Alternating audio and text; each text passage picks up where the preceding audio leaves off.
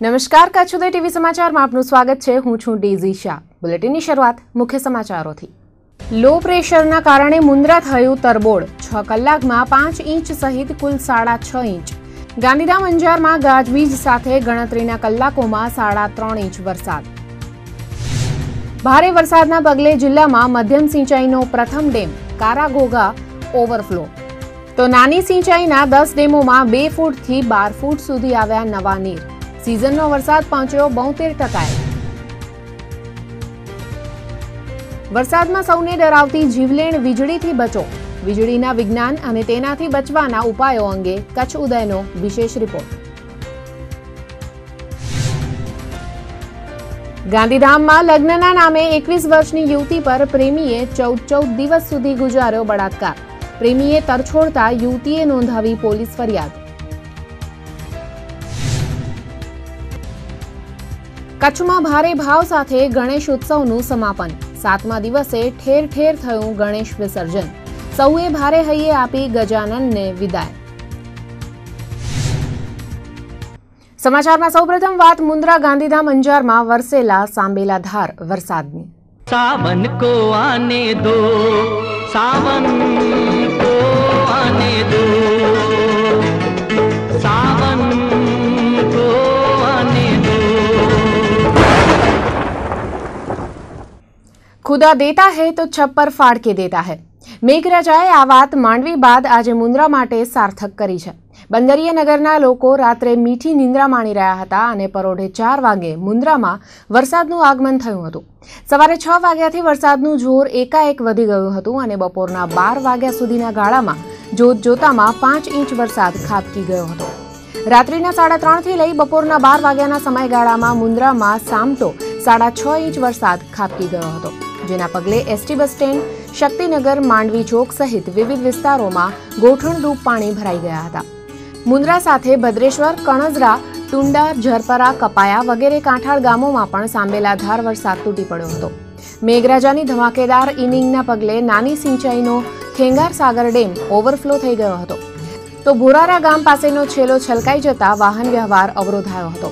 ભારે વરસાદના પગલે સવારના સમયે મુન્દ્રા પોર્ટ પરની કામગીરી પણ આંશિક રીતે પ્રભાવિત થઈ હતી, જોકે બપોર બાદ મેઘરાજાએ વિરામ લીધો હતો। આ સાથે જ મુન્દ્રામાં મોસમનો જિલ્લાનો સૌથી વધુ 528 મિલીમીટર વરસાદ નોંધાયો છે।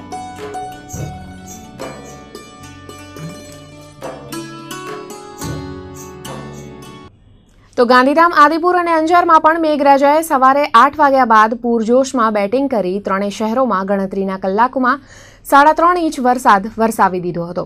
અંજાર, ગાંધીધામમાં સવારે 8 વાગે એકાએક ઘનઘોર વાદળો છવાઈ જતા સવારમાં જ જાણે કે ઘોર અંધકાર છવાઈ ગયો હતો।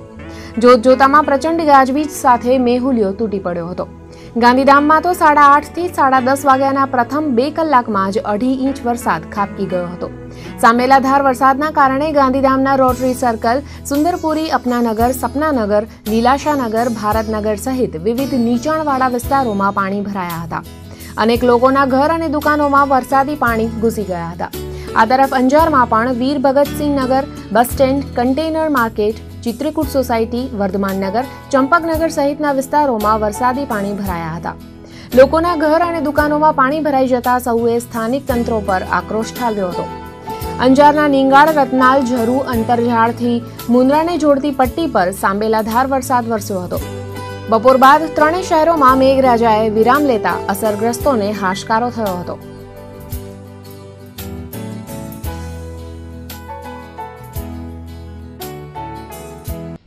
તો મેઘરાજાએ રાપર અને ભચાઉને પણ ભીંજવ્યા હતા। સવારના 6 થી બપોરના 12 વાગ્યા સુધીમાં આ બંને શહેરોમાં સરેરાશ 1.5 ઇંચ વરસાદ વરસ્યો હતો। એ જ રીતે ભુજ, માંડવીમાં પણ મેઘાડંબર વચ્ચે ઝરમર વરસાદ વરસ્યો હતો। ભુજ ઉપરાંત આસપાસના વિવિધ ગામોમાં રીમઝીમ વરસાદ ચાલુ રહ્યો હતો। બપોર બાદ જિલ્લાભરમાં વરુણ દેવે વિરામ લીધો હતો। કચ્છ પર સર્જાયેલું લો પ્રેશર યથાવત છે, જેના પગલે આગામી 3 દિવસ દરમિયાન છૂટાછવાયા સ્થળો પર મધ્યમથી અતિ भारे वरसाद वरसवानी आगाही यथावत रही है।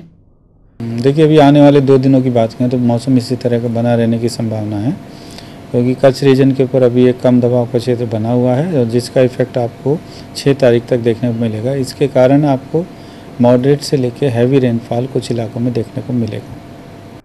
ભુજ તાલુકામાં વરસેલા સાર્વત્રિક સારા વરસાદના પગલે ભુજના હમીરસર સરોવરમાં નવા નીરની આવક થઈ છે. હમીરસર સરોવર છલકાય એટલે કચ્છમાં સચરાચર મેઘમહેર થઈ હોવાની માન્યતા છે. જો કે હજુ આ તળાવ ઘણું ખાલી છે. નવા નીરની સાથે જીવજંતુ પણ ગેલમાં આવી ગયા હોય તેવા કેટલાક દ્રશ્યો કચ્છ ઉદયના કેમેરામાં ઝીલાયા હતા.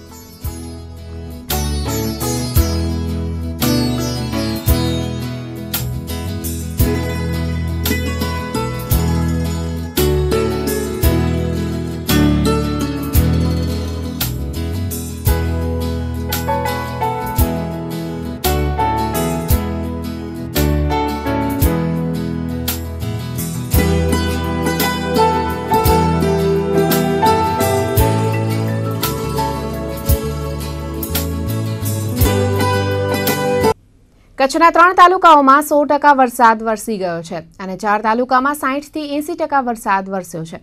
તો જિલ્લાની મધ્યમ સિંચાઈનો પહેલો ડેમ પણ ઓવરફ્લો થયો છે, જ્યારે નાની સિંચાઈના 10 ડેમોમાં 2 ફૂટથી લઈ 12 ફૂટ સુધી આવ્યા છે નવા નીર.